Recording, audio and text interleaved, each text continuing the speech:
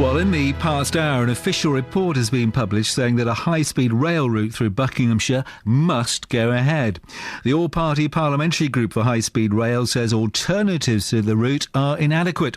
Campaigners are already rubbishing the details. Let's talk to Joe Rukin from Stop HS2. Hi, Joe. Very good evening to you. Evening, Mike. This report says the rail network is already full to capacity. Presumably, then you would disagree with that, would you? Well, Network Rail and the Department of Transport disagree as well.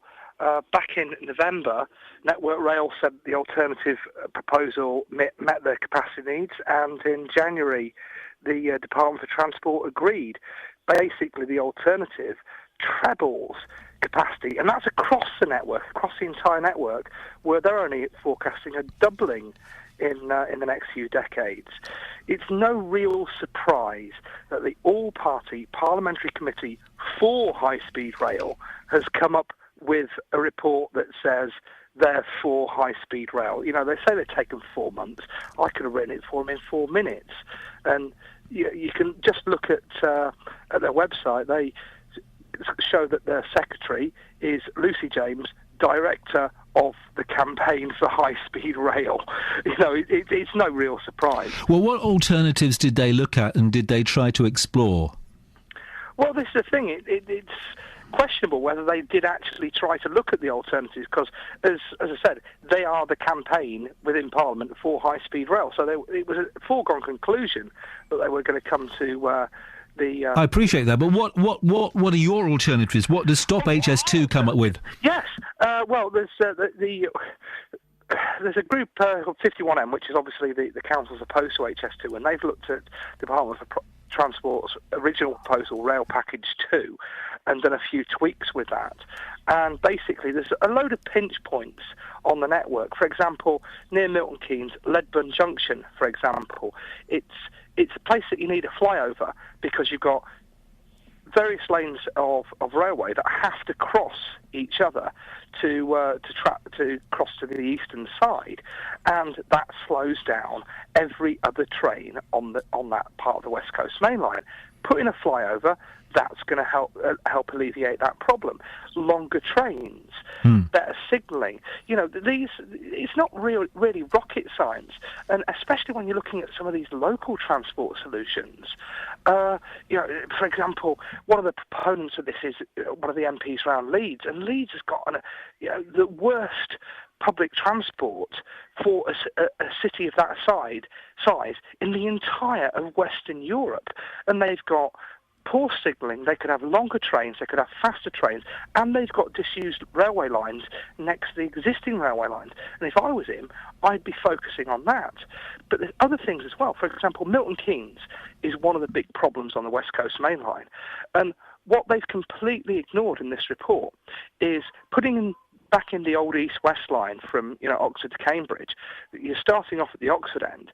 Once you've done that as far as Milton Keynes, you've opened a new path from Milton Keynes to London via the old Great Central Line, which is still in use, all the way to Marylebone. And they just completely ignored things like that. And the real worry is that we've had the Major Projects Authority, independently looking at HS2, and they put it on red amber alert, which is saying that there's that many problems with it that they're not sure it's going to be able to be fixed. Mm-hmm. The Public Accounts Committee, which again is tasked with looking at this independently, the chair of that, at the recent evidence session said the figures were shocking, potty, bonkers. The 50 billion the so-called 50 billion that it will cost is what you're saying, yes? Well, no, the whole thing, passenger numbers. The passenger numbers, the economic benefits. The economic benefits are based on the concept that time is money. No one, and I mean no one, ever works on a train.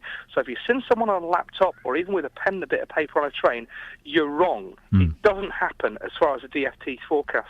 are concerned, everyone on a train earns 70 grand, and therefore by going faster, you can multiply £70,000, the equivalent by the half an hour saved, and hey presto, that's an economic benefit to the country. And that's where the majority of these benefits come from.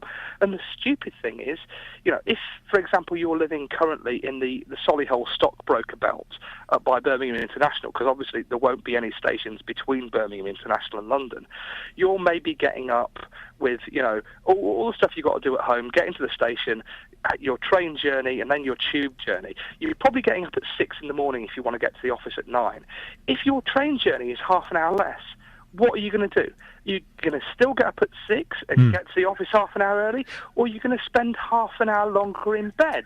And that half an hour longer in bed supposedly has a net benefit to the economy. Yeah, well, if you don't want to go to Birmingham International, you want to actually go into Birmingham city centre, this new route won't take you there, because the new station they plan to build is west of the city, isn't it? It's like Stratford is to central London.